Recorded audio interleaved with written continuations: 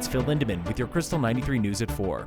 This weekend was the busiest of ski season on I-70, but not even as busy as the same weekend last year. Just under 138,000 cars traveled through Summit Friday into Sunday.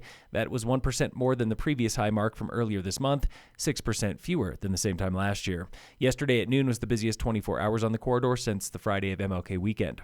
Keystone's Union Ski Patrollers are celebrating a big win. They have approved their first contract with the resort, and it comes with a bonus. So this actually covers us this season. We'll be getting back pay to the start of the season for any wage increases. That was patroller and union spokesman Jake Randall. That should come out to, I believe, $22.50 starting before any of the incentives added on top of that. One of the big things that we pushed for was for our higher medical certifications. Those are your paramedics, your nurses. We have physicians that work with us sometimes. The increase that they saw was about $2 an hour extra on top of that. Randall says union backing was critical for this wage increase. Ski patrollers have talked about pay increases for, as long as I've been ski patrolling, and frankly, we hadn't been seeing them. Another critical piece was recent bad press in Park City, where a union strike derailed operations at the holidays. Things were kind of dragging along, and then we saw a lot more urgency in meeting for negotiations, and so things really started to speed up in the past couple of weeks. Keystone patrollers did consider a strike. Absolutely. But Randall says they never reached the breaking point.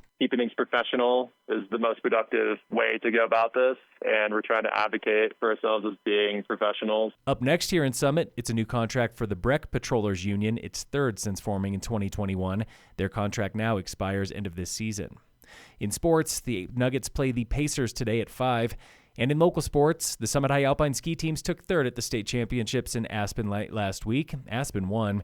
Now the Summit High Nordic teams are off to state in Steamboat Thursday and Friday. Senior Ella Hagen is chasing a second Nordic title. She's ranked first in the state.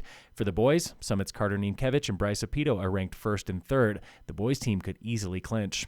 And a pair of home wins over the weekend puts the Breckenridge Vipers at second in the Mountain Hockey League. Now it's on to rivalry weekend. The Vipers play the Vail Yeti at home this Friday. They're out in Vail Saturday. Phil Lindemann, Krystal 93 News.